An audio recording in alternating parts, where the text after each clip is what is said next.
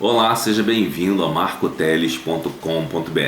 Hoje eu quero falar sobre uma coisa com você que é importante, que está rolando no meio do meio evangélico aí. Algumas pessoas com opiniões tanto estranhas e diferentes sobre o suicídio, né? Esse é um assunto delicado e precisa ser tratado biblicamente, né? Algumas pessoas querem ser muito, digamos assim, avançadinhas, muito moderninhas e querem dizer que o suicida não vai para o inferno, né? Então eles tentam dizer isso, contrariar inclusive um ponto de vista já consagrado entre a maioria dos crentes, né, em relação a isso, e tentam contrariar, atribuindo isso como de origem católica, coisas do tipo, né? E uma coisa que acaba sabendo-se, né, que realmente Deus não aprova o suicídio. Tanto é que Saul se suicidou, outras pessoas se suicidaram na Bíblia e não foram aprovadas, né? Judas, por exemplo, se suicidou e não foi aprovado. Mas tem um caso, que é o caso de Sansão, em que aparentemente Sansão teria se suicidado, né?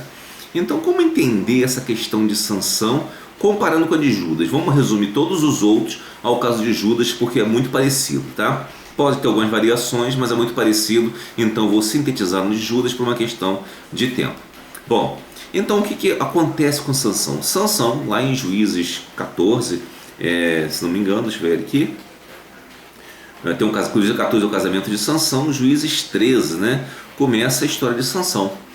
Quando Sansão nasce, ele já nasce com uma missão dada por Deus. Então temos que entender que essa missão de Sansão não era uma missão para qualquer um, era uma missão singular para ele mesmo.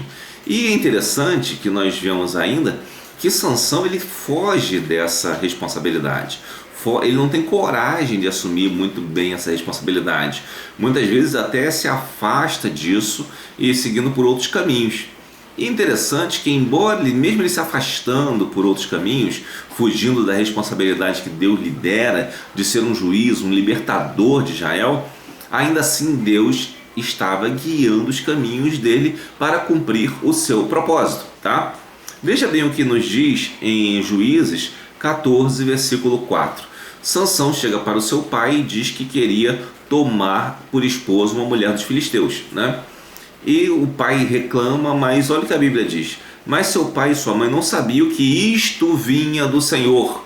Ou seja, o fato de Sansão querer tomar uma mulher dos filisteus vinha de Deus, tá? Isso vinha de Deus, não era uma coisa que ele estava querendo à toa. Deus estava permitindo aquilo. Não que ele estivesse manipulando Sansão, mas é que ele estava permitindo aquilo. E por que Deus permitia? Pois buscava ocasião contra os filisteus, porquanto naquele tempo os filisteus dominavam sobre Israel. Ora, o próprio Deus buscava ocasião contra os filisteus para libertar o povo de Israel. Percebe? Então Sansão ele tinha uma função, tinha uma missão perante Deus, que era libertar o povo de Israel. Mas Sansão ele estava sendo um tanto relutante, digamos assim, ou claudicante, como dizem alguns. É interessante que logo depois nós vemos lá Juízes 16. Você vai em Juízes 16, vamos ler alguns versículos específicos para sintetizar a nossa fala. Juízes 16 é a história em que Sansão é traído por Dalila. Dalila, se você não sabe, Dalila era uma prostituta, né? Era uma prostituta que Sansão foi procurar. Já não era agradável à vontade de Deus. Sansão estava ali meio que fugindo de sua responsabilidade. E no que ele se foge de sua responsabilidade, ele se afeiçoou a Dalila. No que ele se afeiçoou a Dalila, tá? Dalila descobriu qual era a origem de sua força, que eram seus cabelos, cortou, e os filisteus pegaram Sansão, prenderam e levaram ele como cativo e colocaram para moer cereais, né, num moinho. E nesse tempo, então, os filisteus eles se juntaram e foram fazer uma festa, né? Olha o que diz versículo 23 de Juízes 16. Então os príncipes dos filisteus se ajuntaram para oferecerem um grande sacrifício ao seu deus Dagom, e para se alegrarem diziam: nosso Deus nos entregou nas mãos a Sansão, nosso inimigo.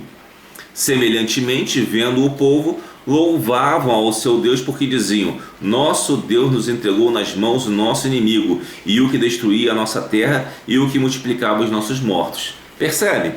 Aqui não é um caso necessariamente digamos assim, de uma nação contra outra só. Era um caso também espiritual, né? E ali é o momento em que aquele povo estava festejando Sansão ter sido vencido pelos filisteus, embora recorrendo à ajuda de Dalila, né?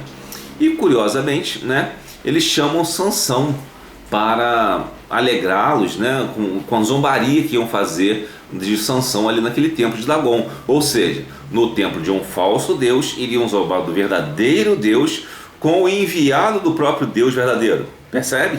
Então não é uma coisa qualquer. E lembra que eu falei lá no versículo anterior, lá em Juízes 13, que o próprio Deus procurava ocasião contra os filisteus e permitia que Sansão até fizesse algumas coisas que não eram adequadas, não eram na vontade de Deus, mas Deus sabia que ia levar ao seu final, ia levar aquela situação em que era necessário haver uma confrontação com aquele povo e com aquele falso Deus também.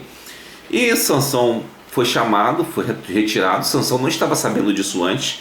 Isso aconteceu no momento em que aquelas pessoas souberam que foram festejar e resolveram, chama Sansão lá. E foram chamar Sansão. Sansão chegou, já é assim, então me coloca entre as colunas que sustentam o templo. Não vou te dizer aqui detalhes sobre a arquitetura naquela época, também porque eu não sou arquiteto para falar isso, mas o que dá a entender aqui é que tinham duas colunas que sustentavam aquele templo, né? E eram provavelmente colunas bem grandes, né? Colossais, digamos assim. Então, ele se manteve uma mão em uma coluna e outra mão na outra. E quando estava cheio de pessoas, aí estavam todos os príncipes dos filisteus, e sobre o telhado havia alguns 3.000 homens e mulheres que estavam vendo brincar Sansão. Então Sansão clamou ao Senhor e disse: Senhor Jeová, peço-te que te lembres de mim e esforça-me agora, só esta vez, ó Deus, para que uma vez me vingue dos filisteus pelos meus 2 olhos. Então Sansão aqui ele faz uma oração a Deus, ele pede a Deus que seja cumprida a vontade dele, que era que Sansão enfrentasse os filisteus mesmo, libertasse o povo de Israel, percebe? Sansão não está fazendo a vontade dele. Neste momento ele deixou de ser covarde e se tornou corajoso. E ele entendeu que ele deveria fazer a vontade de Deus. E nesse momento ele abraçou-se, pois, Sansão com as 2 colunas do meio, em que sustinha a casa, e arrimou-se sobre elas com a sua mão direita numa e com a sua esquerda na outra. E disse Sansão: morra eu com os filisteus. E inclinou-se com força, e a casa caiu sobre os príncipes e sobre todo o povo que nela havia, e foram mais mortos que matou na sua morte do que os que mataram na sua vida. Você pode ler a história de Sansão toda, você vai ver que ele fez feitos fabulosos, né? Com a força que Deus lhe dera. Mas ali naquele momento ele conseguiu cumprir a missão que ele tinha de Deus. Percebe? Então aqui é muito diferente essa questão que aconteceu com Sansão do que aconteceu com Judas, por exemplo, né? Judas, ele se suicidou por uma questão de covardia. Ele não queria encarar a situação que ele gerou, ele não conseguia conviver com isso e se matou para não conviver com aquilo. Ouvi outro dia um pastor aí dizendo que o problema é que os apóstolos não procuraram Judas. Fala sério, né? Querendo colocar coisa na Bíblia, né? Não é isso não. Na verdade, é que Judas fugiu de sua responsabilidade.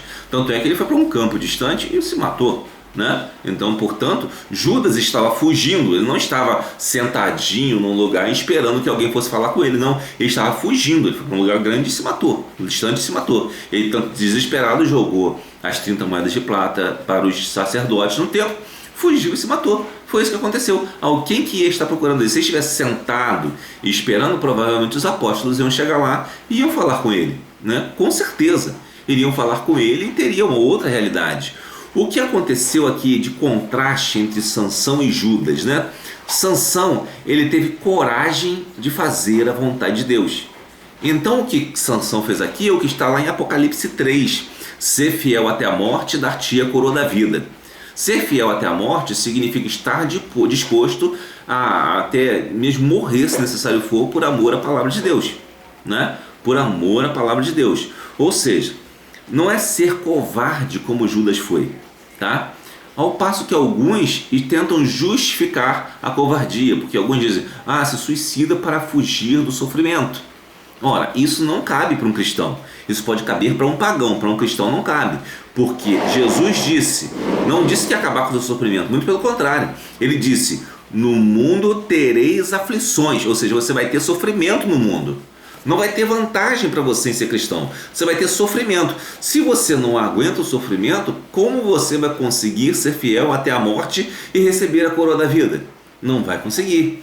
Por isso, uma pessoa que não tem a coragem de Sansão ou a coragem de outros que não passaram por esse momento, né? Ela jamais conseguirá encontrar o céu, porque não tem uma verdadeira fidelidade a Deus. Percebe? Sansão, nesse caso aqui, ele chega num momento em que ele percebe que ele não é nada. Ele talvez tivesse aquela força toda e pensasse que era alguém muito, vamos dizer assim, autossuficiente, digamos, achasse autossuficiente naquela força. Mas quando ele percebeu que ele não era ninguém e que ele deveria fazer a vontade de Deus, aí ele ganhou coragem, aí ele se tornou forte, né?